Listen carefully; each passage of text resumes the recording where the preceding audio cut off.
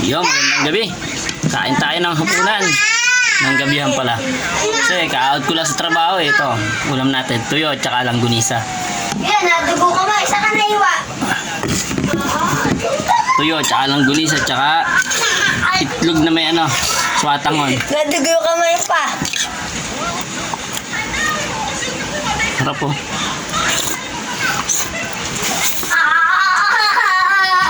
Sasaw natin sa suka. Nadugo ka mo. Nadali. Hanghang.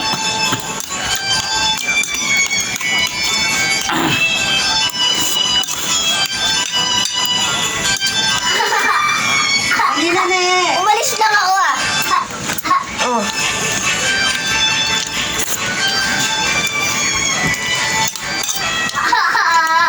Ang sili.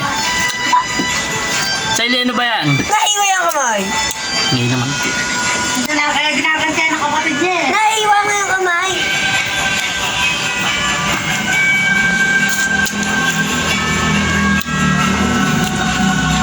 Sarap ng tuyo.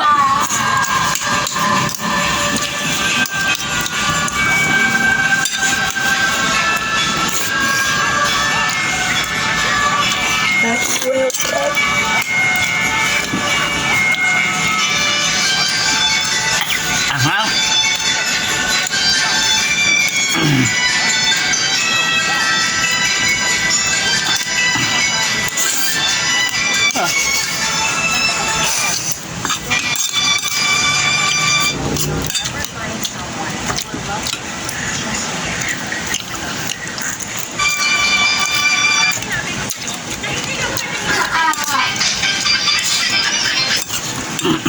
Ang mga residente ay nagbuhos ng ilang tonelada ng tubig sa panghuli ng ahas sa balon na ito. Niluto ng cover, 18 henerasyon ang nakatago sa yungib ng balon. Upang mabilitang lumabas ang buong cover ng cover. Langgunisa oh. Lamang na magbuhos ng ilang ahas ng tubig na panghuli ng ahas. Pag hindi ko talaga maisip kung gaano karaming cover ang nasa loob ng balon.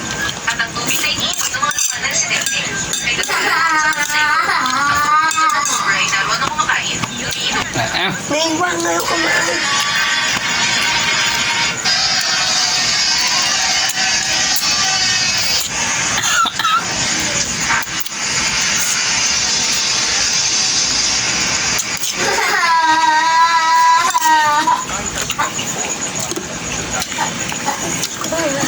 Isa naman Naiwa nga yung kamay. Huwag po kita sa akin.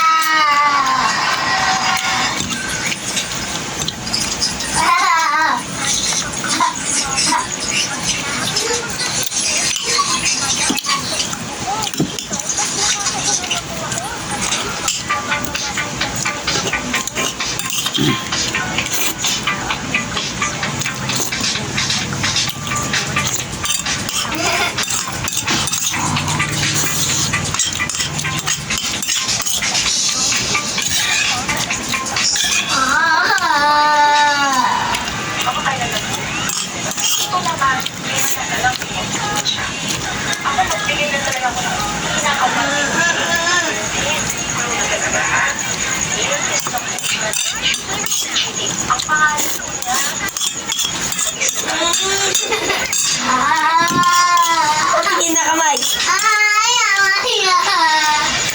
Kasi, lilinisan na ta. Lilinisan. Ano na?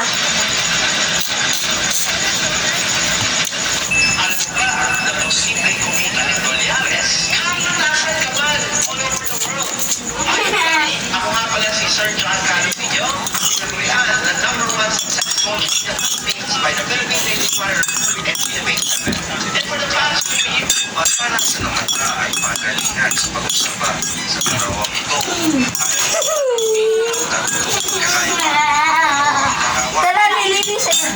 Para sa magalingan sa Patingin! Ayaw!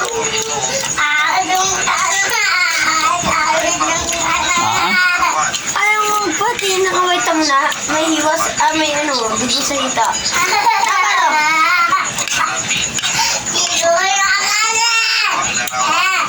Parang maghinaw. Oh, tapos. Kaya mo bang hanapin ang tatlong pagkakaiba ng dalawang larawan?